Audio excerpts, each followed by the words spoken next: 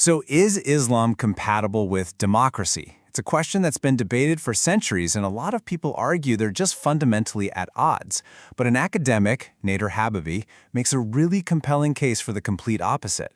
In this explainer, we're going to unpack his three core arguments, which frame democracy not just as some Western idea, but as a religious, ethical, and even a strategic necessity for Muslim-majority nations. Here's the roadmap for what we're going to cover. First, we'll set up the central debate. Then, we'll walk through three really distinct arguments Habibi makes. One based on rethinking scripture, another on a concept he calls the right to be wrong, and a third on national empowerment. And we'll wrap up with this powerful idea about a new kind of arms race that completely reframes the whole issue.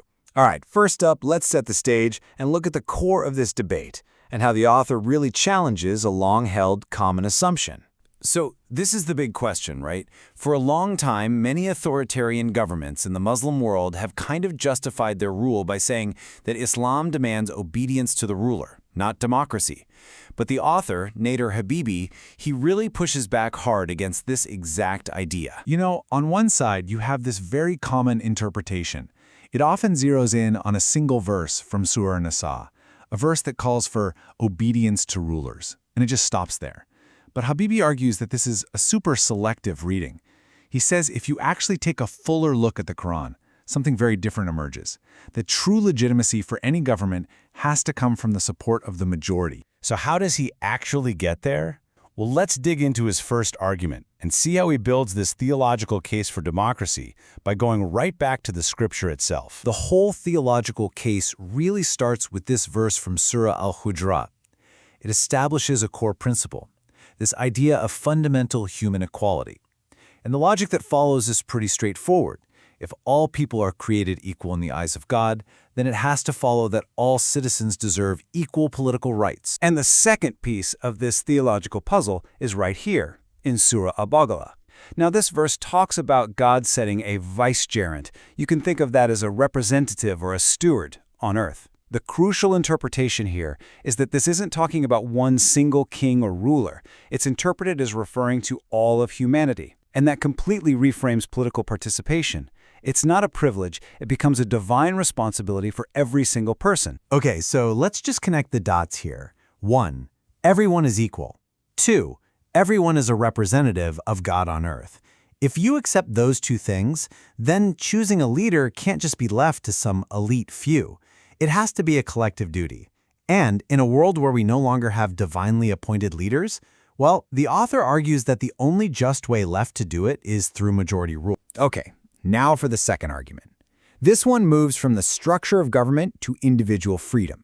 And it builds a really interesting ethical case for civil liberties, all based on a fascinating paradox you can find within Islamic law. So this whole next argument hinges on this concept the author calls the right to be wrong. What does that mean? It's basically the freedom for a person to hold beliefs or live a lifestyle that might go against religious norms, but without the state punishing them for it. And here's where a really striking contradiction comes up. In many Islamic societies, throughout history, non-Muslim minorities, like Jews and Christians, have generally been allowed to follow their own beliefs and their own lifestyles, things like consuming alcohol or pork.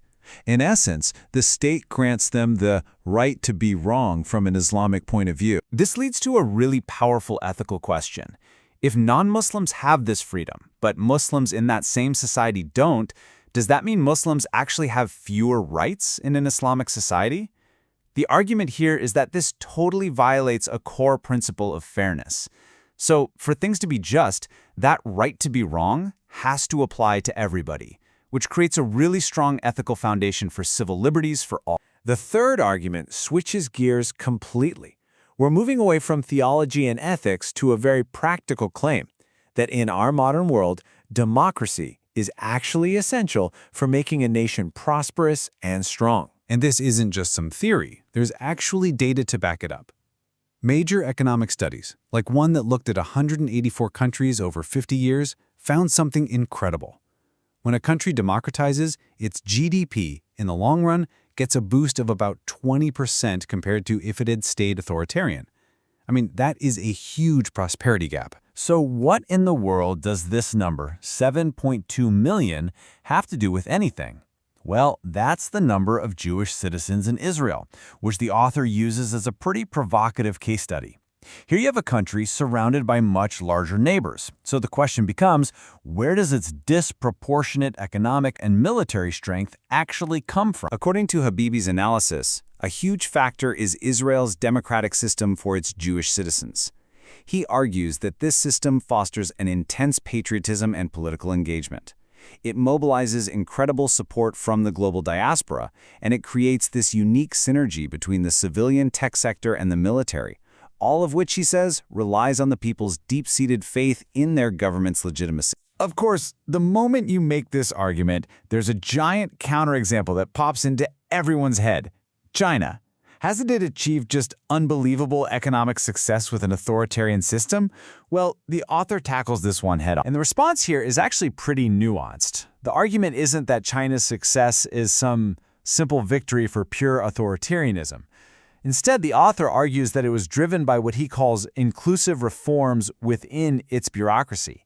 These reforms created internal channels for feedback, for criticism, and for merit-based promotions, basically mimicking the kind of accountability that you'd normally find in more democratic systems. So finally, let's bring all three of these arguments together and look at the author's really striking conclusion about what's truly at stake here in the 21st century. So, just to recap, we've seen how this case is built on three totally distinct pillars. You've got a theological argument, pulled straight from Scripture. You've got an ethical argument based on fairness. And you have a pragmatic argument based on the hard realities of what it takes to have economic and military power in the modern world. And all of this leads to the author's final and I think most provocative thought. He says that today, nations aren't just in a technological or a military arms race.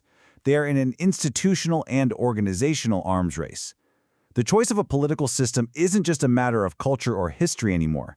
If one type of system proves that it's just better at generating innovation, wealth, and strength, then other nations really have no choice but to reform, or they risk being left behind. It reframes the entire debate, and it leaves us with a huge question. Is a nation's form of government its most critical competitive advantage?